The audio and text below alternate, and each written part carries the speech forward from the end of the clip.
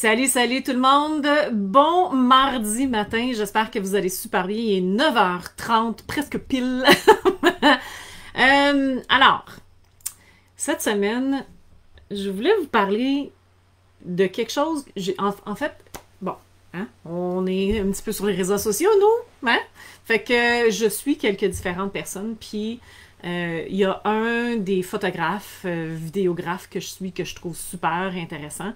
Il a parlé de la raison pour laquelle il a engagé son employé qu'il a actuellement, son éditeur.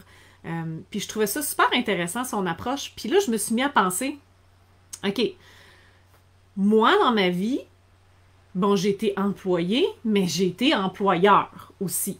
J'ai travaillé dans deux agences de placement. Et j'ai travaillé pour l'OASIC, donc on employait quand même pas mal de monde. Et puis, j'ai quand même développé certains critères et évidemment, j'ai toujours eu quand même bonne intuition. Je veux pas sonner n'importe quoi, là, mais j'ai une très bonne intuition sur les gens.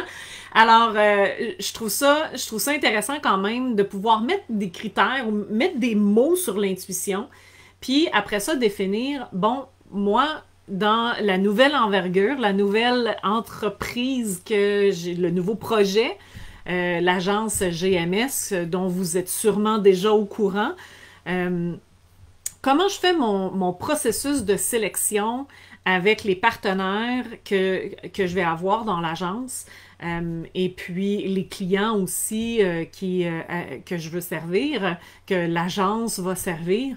Et puis, bon, en fait, puis tu sais, mes employés en ce moment, les adjointes avec qui je travaille, comment j'ai fait la sélection de ces gens-là?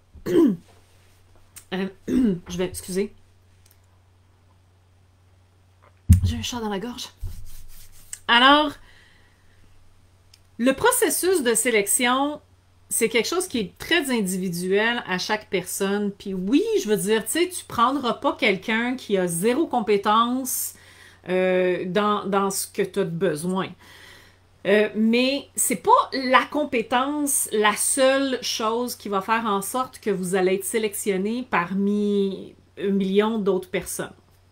Je m'amusais dans la conférence que j'ai donnée la semaine dernière dans le RPSAV à dire maintenant, quand on est les adjointes virtuelles, il y en a de plus en plus, les gestionnaires des médias sociaux, on pousse une roche, il y en a 25 qui sortent. Ça ne veut pas dire qu'elles sont toutes bonnes, ça ne veut pas dire qu'elles peuvent toutes faire un excellent travail. Il y en a beaucoup là-dedans qui s'orientent dans cette avenue-là pour aider les autres, et ça, c'est louable.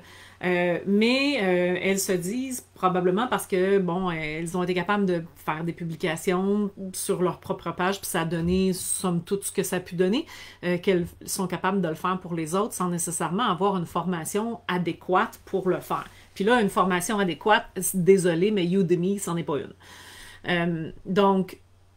Bon. Mais encore est-il que tu peux avoir fait une formation super, puis être hyper calé en marketing, en communication, puis by the way, j'en ai vu une puis un autre de ça aussi, et vraiment pas faire une bonne job, que ce soit au niveau de ton expertise, mais non seulement ça, que ce soit au niveau de la relation client. Donc, le critère pour moi, et pour beaucoup de recruteurs que j'ai rencontrés, beaucoup d'employeurs que j'ai rencontrés aussi, c'était évidemment, avoir les connaissances en la matière, mais deux, et probablement le plus important, c'est l'interaction avec le client. L'interaction avec l'employeur et l'interaction avec le client. Alors, premièrement, c'est sûr que si tu arrives au travail, tu es toujours en retard, que tu fais rien, que, je veux dire, qu'il y a un réel manque d'intérêt, en partant, c'est pas winner, hein? Donc, il y a ça, mais il y a aussi la rapidité de réponse avec le client. Quand je travaillais en agence, puis quand j'étais à l'OASIC, une des commentaires qui revenait le plus souvent, et encore maintenant dans mon entreprise, c'est « on tripe sur ta communication. T'es rapide. On sent que tu t'occupes de nous. On sent que tu es présente, qu'on n'est pas laissé pour compte, que tu fais pas juste ta job puis me donner ce qui arrive en bout de ligne puis sans me tenir au courant entre ça. Puis quand on t'envoie des courriels, ben, t'as un retour rapide. C'est hyper, hyper important la relation qu'on dresse avec le client ou avec l'employeur qu'on a. Alors, le critère, si je pourrais me permettre, c'est cette communication-là ouverte, cet intérêt pour l'entreprise. C'est ça qui fait en sorte qu'on a le goût de continuer à travailler avec vous. Si vous faites juste faire pour faire, puis vous débarrasser de la tâche, ben à ce moment-là, c'est pas quelque chose que le client va vouloir continuer en termes de partenariat, en termes de collaboration. Puis moi, dans l'agence, non plus. Donc, c'est ça. J'aimerais ça savoir, qu'est-ce que c'est votre expérience là-dedans? J'imagine qu'il y en a plusieurs ici qui sont entrepreneurs, qui ont déjà fait affaire avec des sous-traitants. C'était quoi votre expérience? Est-ce que, justement, cet échange-là, cette communication-là était importante pour vous? Ou est-ce que tout simplement, c'était plus ou moins important, puis vous autres, c'était vraiment le travail en bout de ligne qui était considéré et c'était tout?